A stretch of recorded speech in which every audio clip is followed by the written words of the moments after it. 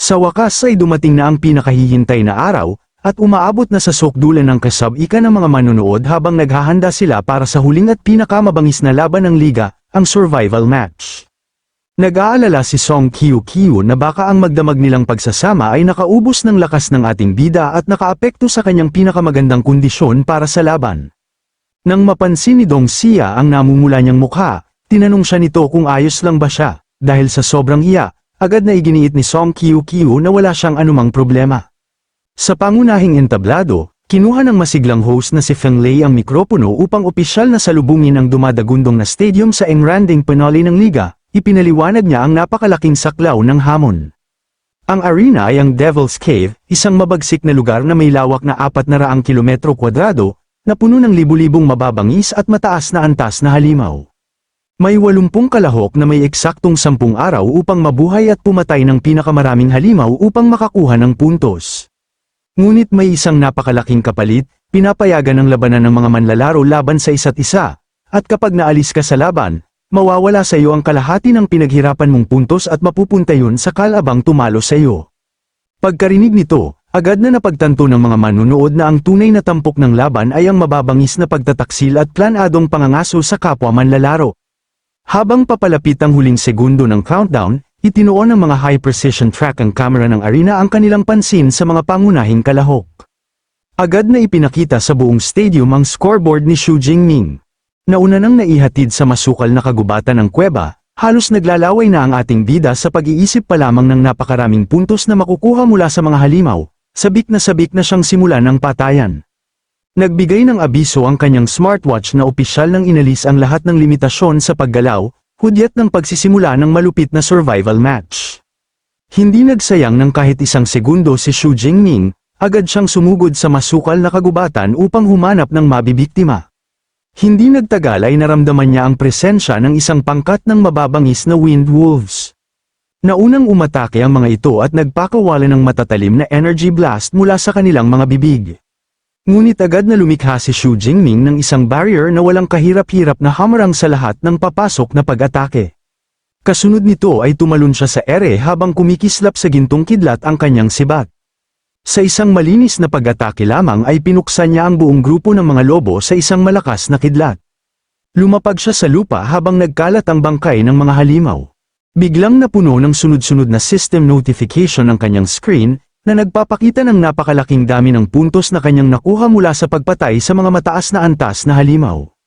Tuwang-tuwa ang ating bida sa bilis ng kanyang pag-ipon ng puntos. Lalo siyang naging ganid at mas lumalim pa sa kagubatan upang ipagpatuloy ang walang tigil na pagpatay. Lumipas ang 3 araw, sa kagubatan, nagkakampo si Wang Qi, ang kapitan ng Jing University, nang dumating si Han Shan, ang kapitan ng Jing University. Napansin ni Wang Qi ang kanyang kaawa-awang itsura at tinanong kung bakit tila bagsak na bagsak siya.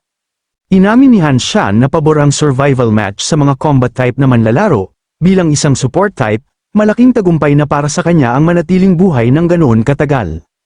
Iminungkahi ni Wang Qi na magsanib puwersa sila, sinabi niyang tipunin muna nila ang natitirang mga kasamahan bago tuluyang lipulin ang Magic City University. Dahil alam niyang wala siyang pag-asang manalo ng mag-isa, agad na pumayag si Han Shan at tinataka nila ang kanilang alyansa sa pamamagitan ng mahigpit na pakikipagkamay. Habang naglalakad sila sa kagubatan, hindi pa rin makapaniwala si Zhu Taiji na pinilit ng kanilang mga din ang dalawang magkaribal na paaralan na bumuo ng isang hindi pa kailanman nangyaring alyansa. Ipinaliwanag ni Han Shan na wala silang ibang pagpipilian dahil si Xu Jingming ay isang tunay na halimaw. Sa 3 araw pa lamang ay nakapag-ipon na ito ng mahigit 6,000 puntos.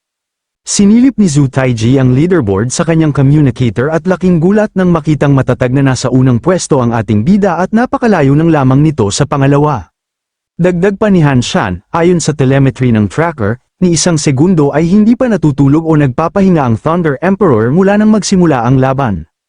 Nagtaka si Zhu Taiji kung bakit ganoon na lamang kasipag si Xu Jingming sa pangangaso, ngunit mayabang na sinabi ni Han Shan na hindi mahalaga kung gaano karaming halimaw ang mapatay nito. Kapag natalo nila si Xu Jingming, lahat ng puntos nito ang magiging hagdan nila patungo sa tagumpay.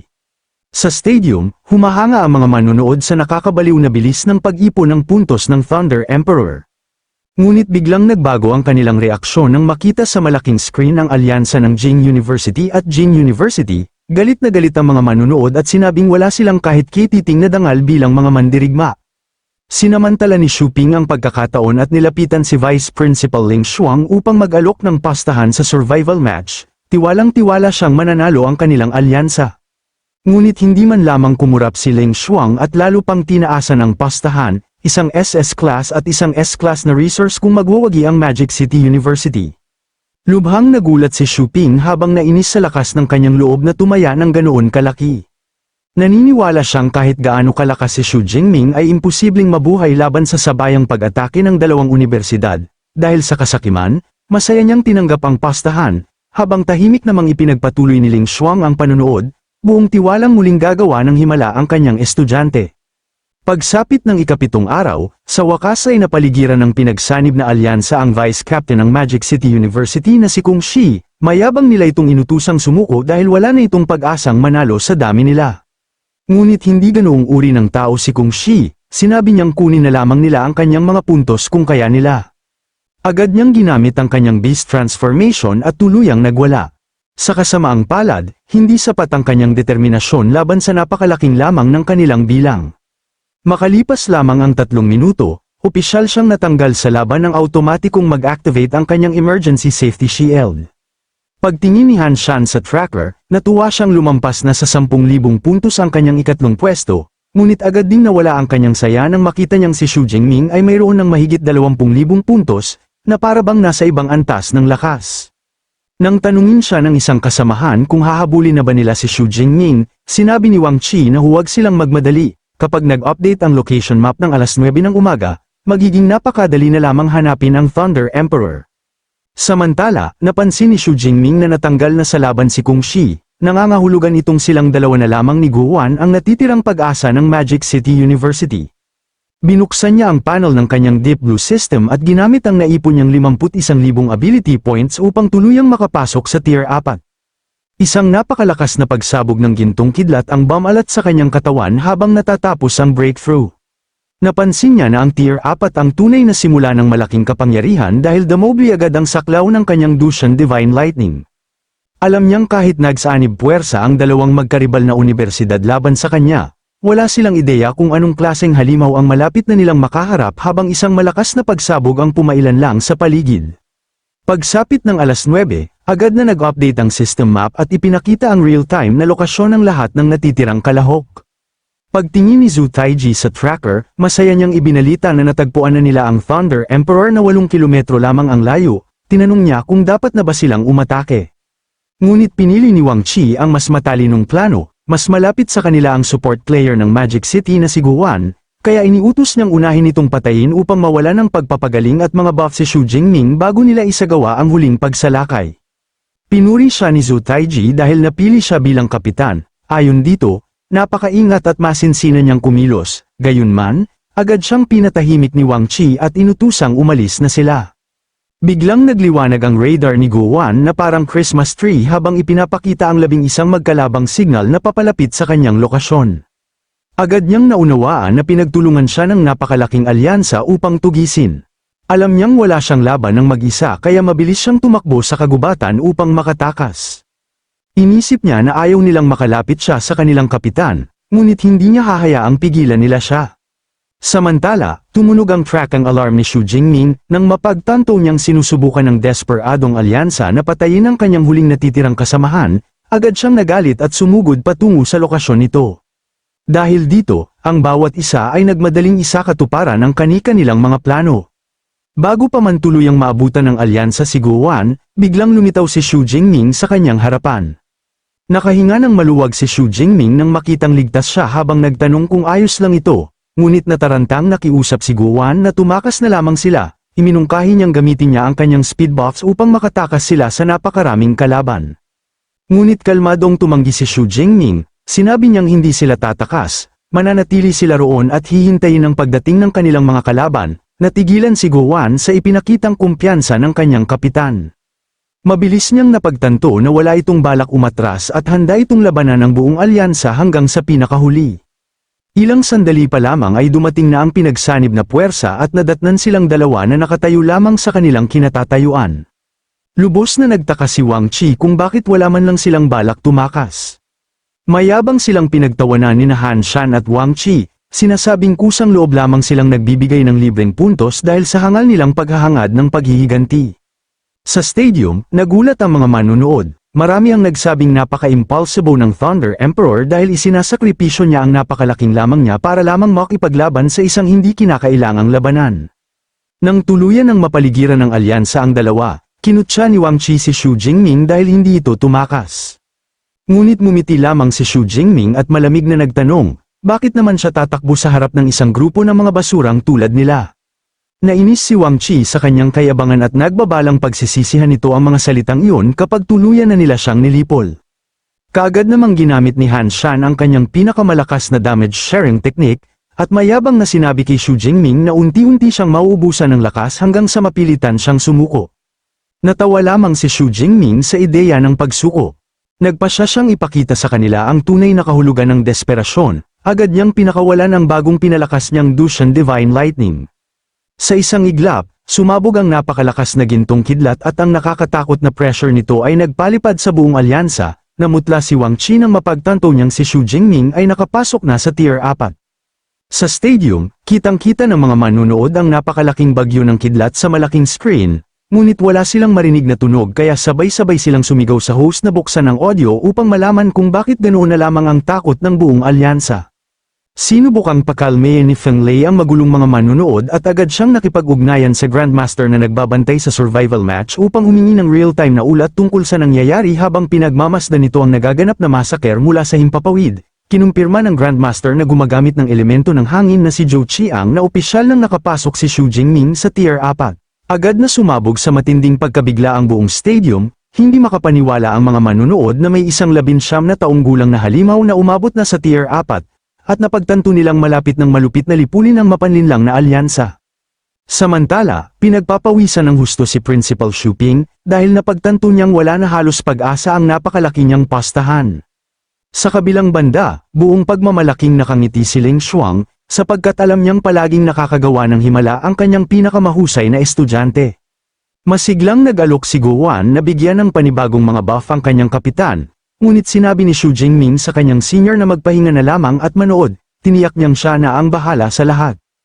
Unti-unti siyang nag-ipon ng napakalaking bugso ng gintong enerhiya, handang harapin ng mag-isa ang buong alyansa.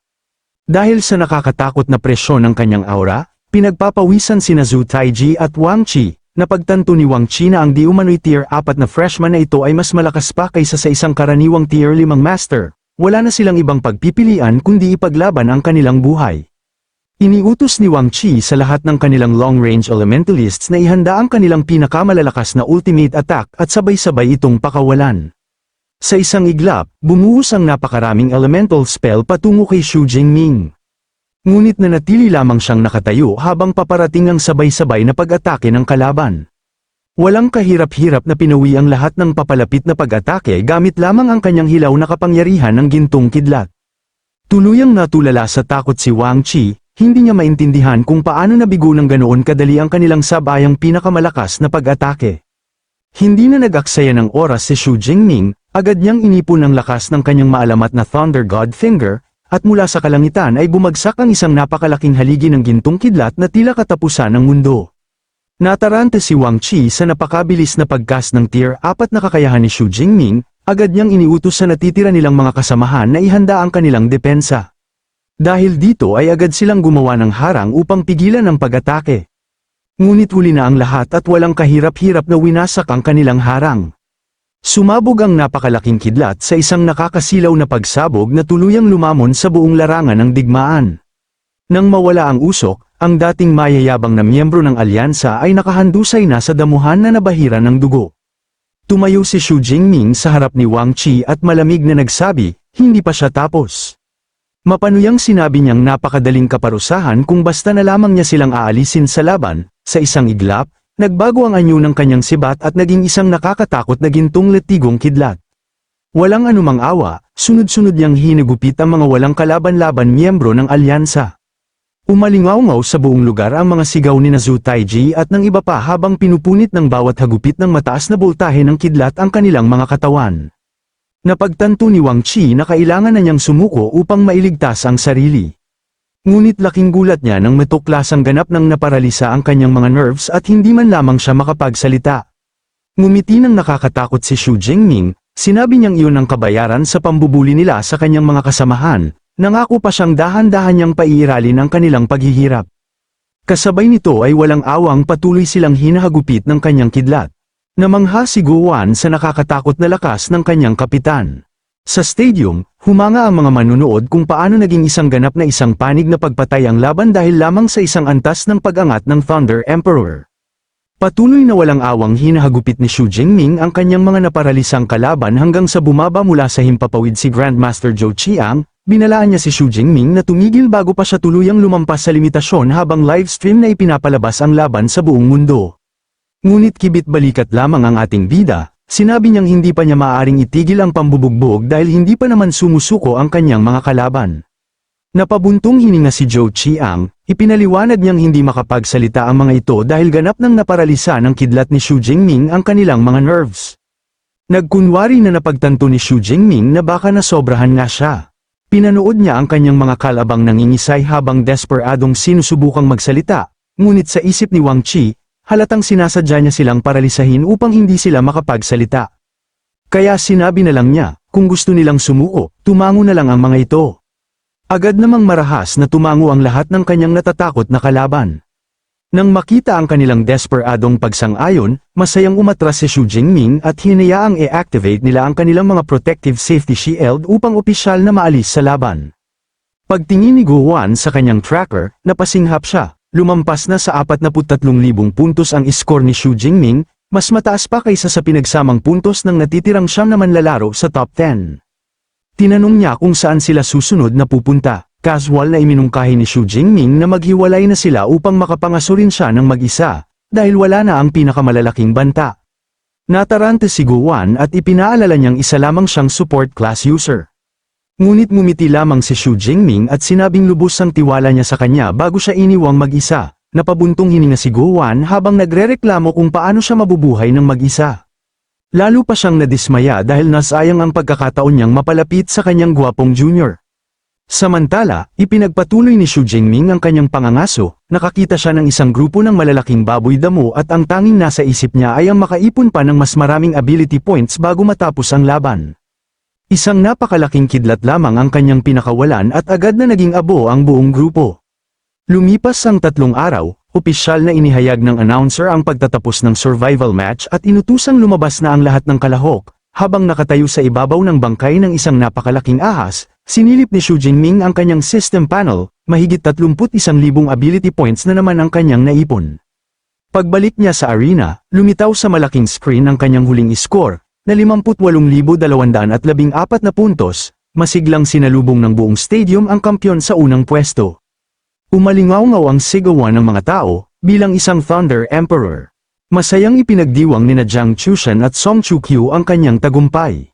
Opisyal namang idineklara ng announcer ang Magic City University bilang Grand Champion, ginawaran ng buong koponan ng S-Class battlesuits, habang tumanggap si Xu Jingming ng isang special ring at isang grade 6 na Guardian Talisman.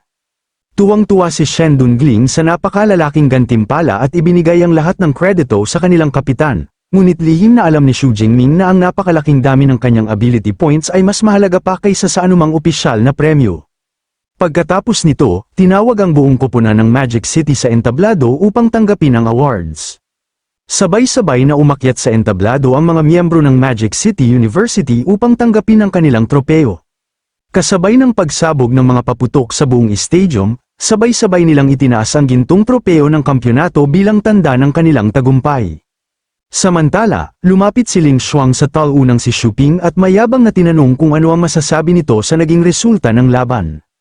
Walang nagawa si Xu Ping kundi tanggapin ang pagkatalo at nangakong ibibigay sa lalong madaling panahon ang ipinustang S-Class at SS-Class na resources. Tinanong niya kung alam na ba ni Ling Xuang na magbe-breakthrough si Xu Jingming sa Tier 4 bago siya pumusta, ngunit inamin ni Ling Xuang na wala siyang ideya, nagtiwala lamang siya sa kanyang kutob.